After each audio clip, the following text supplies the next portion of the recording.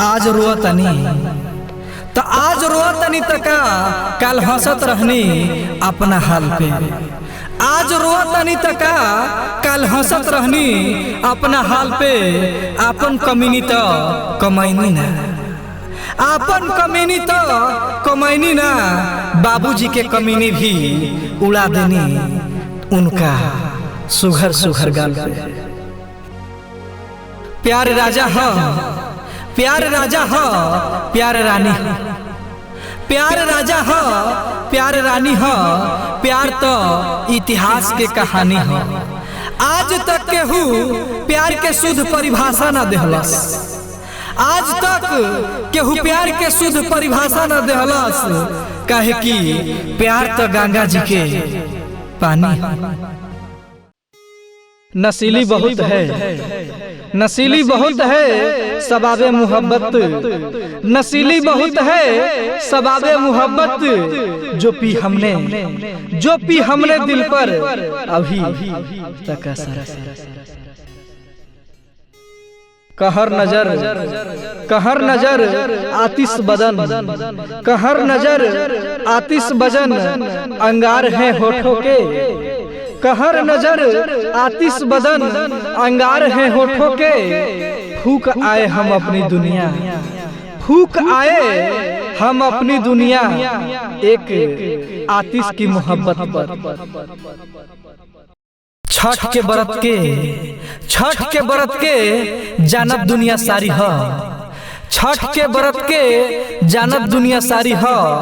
कोसी भर के माई के परब कर। हाँ, कोसी भर के माई के परब कर। सब मनोकामना पूर्ण हो जाई। काहे कि छठी मैया के महिमा बड़ी भारी है।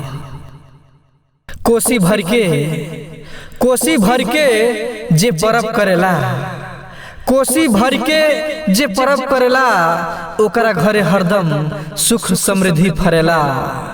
कोसी भर के जे परब करेला ओकरा घरे हरदम सुख समृद्धि फरेला।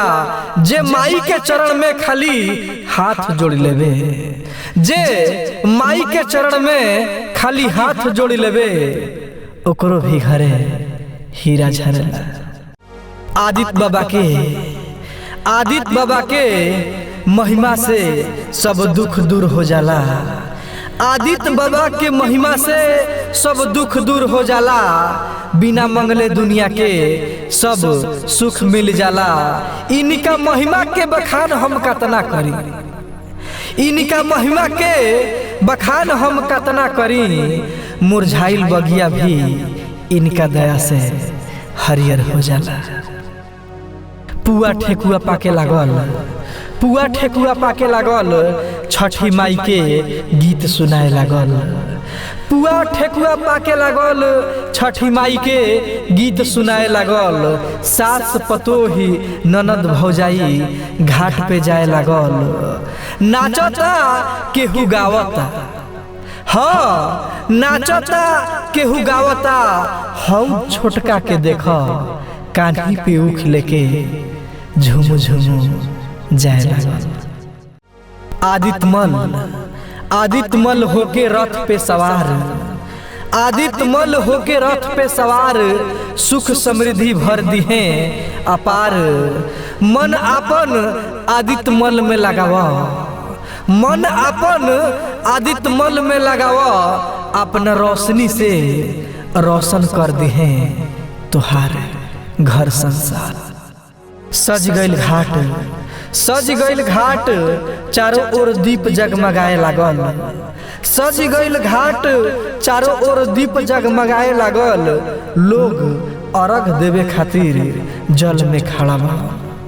लोग अर्घ देवे खातिर जल में खड़ा बड़न। बड़ा सुहावन लागता चारों ओर छठी मैया के, चारों ओर छठी मैया के गीत सुनाए लागल।